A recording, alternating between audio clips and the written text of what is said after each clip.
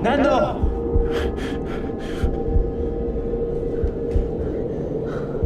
Wake up! He's opening his eyes. Nando.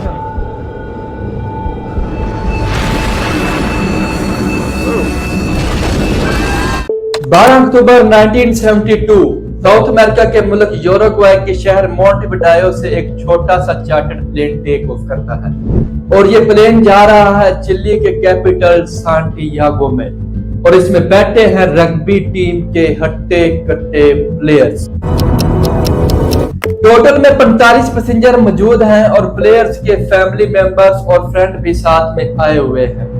ये flight ज्यादा लंबी नहीं होने वाली थी। आमतौर पर यूरुग्वे से सांटियागो जाने में सिर्फ 3 घंटे लगते हैं और रास्ते में आती हैं एंडीज की खौफनाक बर्फीली पहाड़ियां।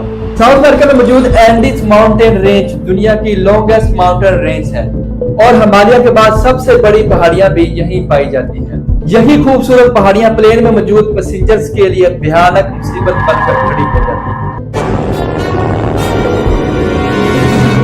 12 अक्टूबर के उस दिन पहाड़ियों में तूफान आता है जिसकी वजह से प्लेन आगे नहीं बढ़ पाता।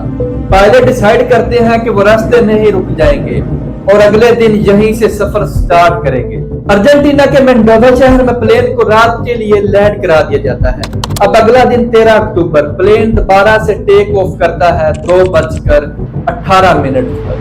पायलट देखते हैं कि मौसम साफ है तो अगला 1 घंटा काफी सुहाना गुजरता है। 3:21 पर पायलट प्लेन को डिसेंड कराने लगते हैं क्योंकि ये प्लेन सांटियागो के काफी करीब पहुंच चुका था लेकिन अभी भी पहाड़ियों में ही मौजूद था क्योंकि इस शहर के आसपास काफी ऊंची ऊंची पहाड़ियां मौजूद थी। नीचे उतरते टाइम प्लेन में खौफनाक टर्बुलेंस देखने को मिलता है और प्लेन तेजी से ऊपर नीचे हिलने लगता है। इसी दौरान आसपास काफी सारे बादल आ जाते हैं। चारों तरफ बादल ही बादल, कुछ दिखाई नहीं देता। अचानक से प्लेन में अलार्म बजने लगते हैं और वार्निंग लाइट्स भी चमकने लगती हैं जिसने पैसेंजर्स को परेशानी में डाल दिया। प्लेन में मौजूद रग्बी टीम के प्लेयर्स काफी बहादुर थे और वो इस टर्बुलेंस का मजाक उड़ाने लगते हैं। एक पैसेंजर विंडो से बाहर देखता है कि बादल जा चुके हैं लेकिन वो ये भी नोटिस करता है कि प्लेन एक पहाड़ी के बहुत करीब है। जैसे ही प्लेन बादलों से बाहर आता है पायलट रियलाइज करते हैं कि सामने बहुत बड़ी बहुत करीब चट्टान है। पैनिक में आकर पायलट प्लेन को ऊपर की तरफ मोड़ने लगते हैं। एयरक्राफ्ट के ग्राउंड क्लूजन अलार्म बजने लगते हैं। पायलट मैक्सिमम पावर लगा देते हैं एल्टीट्यूड गेन करने के लिए लेकिन अफसोस बहुत देर हो चुकी। प्लेन का पीछे का हिस्सा पहाड़ी के साथ टकरा जाता है। ऊपर जाते वक्त प्लेन का रेयर पोर्शन हवाई जहाज से अलग हो जाता है और पीछे की 2 सीट लिटरली तौर पर उड़कर हवा में चली जाती हैं और इनमें 3 पैसेंजर भी हवा में उड़कर चले जाते हैं। कुछ सेकंड के लिए प्लेन ऊपर की तरफ जाने लगता है और फिर अचानक से नीचे गिरने लगता है। कुछ ही सेकंड बाद प्लेन में एक और कोलिजन और प्लेन का लेफ्ट विंग भी टूट जाता है। कुछ और पैसेंजर बाहर हवा में उड़कर नीचे गिर जाते हैं। अब प्लेन का सिर्फ फ्रंट पोर्शन बाकी बचा था जो कि सीधा एक ग्लेशियर में जाकर टकराता है।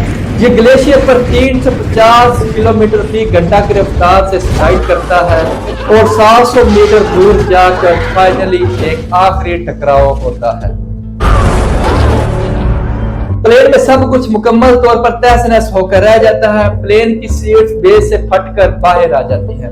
प्लेन का कॉकपिट मुकम्मल तौर पर तबाह हो जाता है और 2 पायलट फौरी तौर पर मारे जाते हैं। यह हवाई जहाज अब एंडीज की अनजान पहाड़ियों में 3570 मीटर की हाइट पर टूटा हुआ पड़ा है।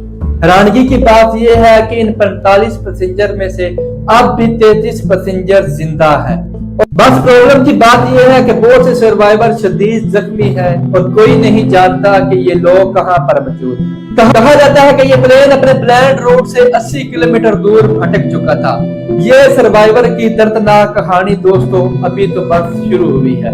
ना ही उस वक्त वो लोग इमेजिन कर सकते थे और ना ही आप लोग इमेजिन कर सकते हैं कि इन सर्वाइवर के साथ आगे क्या हुआ। ये दिल दहला देने वाली कहानी है यूरुग्वाई एयरफोर्स फ्लाइट 571 की। आइए जानते हैं आज की इस वीडियो में। An old transport plane crashed in the Andes Mountains. 45 persons were aboard, given up for dead. Survival fascinates people. All of the passengers were given up for dead. It became known as the miracle of the Andes. Crash के एकदम बाद दो passenger ऐसे थे जिन्हें ज्यादा चोट नहीं लगी थी। पहले थे 19 साल के रोबिटो कनीसा और दूसरे थे गस्टीवो जर्बिनो। ये दोनों मेडिकल के स्टूडेंट भी थे। तो ये दोनों काम पर लग जाते हैं ये देखने के लिए कि कौन कौन जिंदा बचा है और कैसे जख्मियों की मदद की जा सकती है। ये देखते हैं कि कई पैसेंजर्स ऐसे हैं जिन्हें सीवियर इंजरीज हो चुकी हैं। इनमें से एक था 23 साल का फर्नांडो प्राडो, जो स्कल फ्रैक्चर की वजह से कोमा में जा चुका था। जितना इनसे हो सकता था ये दो मेडिकल के स्टूडेंट बचे सर्वाइवर की मदद करने की कोशिश करते हैं।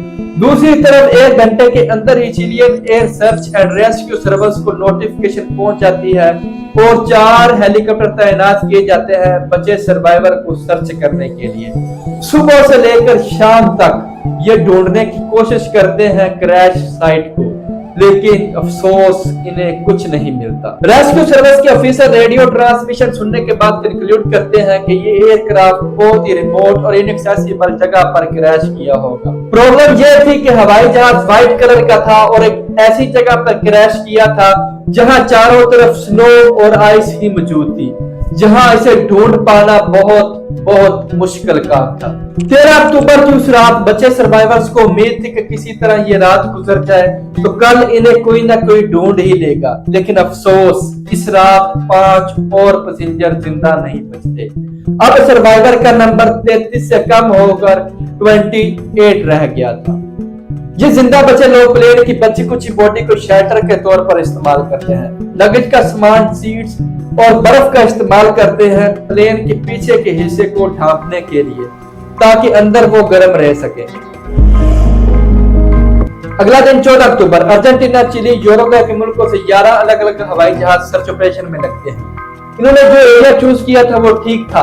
इस एरिया में ही ये क्रैश साइट भी मौजूद थी, लेकिन अनफॉर्चुनेटली ये एयरक्राफ्ट इन्हें नहीं ढूंढ पाते। ये जिंदा बचे लोग डिसाइड करते हैं कि प्लेन के ऊपर लिपस्टिक की मदद से SOS लिखते हैं, लेकिन अफसोस इनके पास लिपस्टिक बहुत कम थी और ये जल्द ही इस बात को रियलाइज कर लेते हैं। ये बचे सर्वाइवर बैग की मदद से बर्फ के ऊपर एक्स बनाने की कोशिश करते हैं ताकि ये हवाई जहाज इन्हें ढूंढ सके, लेकिन अफसोस इनका ये फार्मूला भी काम नहीं आता। उस दिन 1 नहीं, 2 नहीं, बल्कि 3 हवाई जहाज इन्हें ऊपर उठते हुए नजर आते हैं। ये चिल्लाकर हाथ हिलाकर उन्हें बताने की कोशिश करते हैं, लेकिन अनफॉर्चुनेटली वो नहीं देख पाते। एक और दिन इसी तरह गुजर जाता है। अब अगला दिन 15 अक्टूबर, ये बचे हुए लोग रियलाइज करते हैं कि इन्हें जिंदा रहने के लिए पानी की जरूरत है। एक सर्वाइवर फिटोस रोज नाम से पानी निकालने का तरीका ढूंढ लेते हैं। वो मेटल शीट्स का इस्तेमाल करते हैं सोलार कलेक्टर के तौर पर, ताकि सूरज की मदद से बर्फ को पिघलाकर पानी इकट्ठा किया जा सके। और ये लोग बूंद बूंद पानी इकट्ठा करते हैं वाइन की खाली बोतलों में। इसके साथ साथ पैसेंजर सीट पर लगी जो गद्दियां थी इन्हें स्नो शूज की तरह इस्तेमाल करने लगते हैं और सीट्स कवर के वूल्स को इस्तेमाल करते हैं अपने आप को ठंड से प्रोटेक्ट करने के लिए। अगला दिन 16 अक्टूबर, फर्नांडो प्राडो को होश आता है और उन्हें पता चलता है कि उनकी मां मारी जा चुकी है इस क्रैश में, तो उसकी बहन सीवियरली इंजर्ड है इस क्रैश की वजह से। वो अपनी बहन को जिंदा रखने के लिए पूरी कोशिश करते हैं, उनके लिए खाना पानी लाते हैं, लेकिन जैसे ही दिन गुजरते गए फर्नांडो की बहन भी क्रैश के 8 दिन बाद सरवाइव नहीं कर पाती। इन हालात में सर्वाइवर्स के लिए परेशानी की बात स्नो ब्लाइंडनेस भी थी। जब सूरज की अल्ट्रावायलेट रेडिएशन स्नो और बर्फ पर पड़ती है तो इससे आंखें डैमेज होती हैं, जिसे स्नो ब्लाइंडनेस कहा जाता है। इन सर्वाइवर्स के पास स्नो ब्लाइंडनेस से बचने के लिए सिर्फ सन ग्लासेस के 3 पेयर्स मौजूद थे। 21 अक्टूबर 8 दिन बाद सर्च एंड रेस्क्यू टीमें अपने हाथ खड़े कर देती है। उन्हें लगता है कि 8 दिन बाद इन सर्वाइवर का कुछ अता पता नहीं चला तो कोई फायदा नहीं सर्च एंड रेस्क्यू ऑपरेशन को जारी रखने का। तो 142 घंटों के बाद इस सर्च एंड रेस्क्यू ऑपरेशन को ऑफिशियली बंद कर दिया जाता है। इसी दौरान इन सर्वाइवर्स को एक रेडियो ट्रांजिस्टर भी मिलता है और एक सर्वाइवर रॉय हार्ली जो इलेक्ट्रॉनिक एंथुसियास्ट भी थे, वो इस रेडियो ट्रांजिस्टर को ऑन करने की कोशिश करते हैं। वो एक लंबा सा एंटीना इम्प्रोवाइज करते हैं और फाइनली वो इस रेडियो को ऑन कर लेते हैं। लेकिन यहाँ पर प्रॉब्लम यह थी कि इस रेडियो ट्रांजिस्टर के जरिए सिर्फ वन वे कम्युनिकेशन ही हो सकता था, यानी आप दूसरी तरफ से आवाज तो सुन सकते हैं लेकिन अपनी आवाज दूसरों तक नहीं पहुंचा सकते। इस रेडियो ट्रांजिस्टर को सुनने के बाद इन्हें पता चलता है कि सर्च एंड रेस्क्यू ऑपरेशन को बंद कर दिया गया। बहुत से सर्वाइवर्स परेशान और दुआएं करने लगते हैं। इन सर्वाइवर्स में से एक सर्वाइवर ऐसा था जिसने बिल्कुल रिएक्ट नहीं किया था, रोबर्टो कनीसा। इन सर्वाइवर्स ने जिंदा रहने के लिए कुछ ऐसा किया जिसको सुनकर आप लोगों के होश उड़ जाएंगे। अगर आप इस वीडियो का दूसरा पार्ट देखना चाहते हैं तो मेरे इस चैनल को लाइक और सब्सक्राइब लाजमी कीजिए। परेशान मत तो ये आप लोगों को ज्यादा सस्पेंस में नहीं रखूंगा। इस वीडियो का पार्ट 2 भी जल्दी रिलीज हो जाएगा।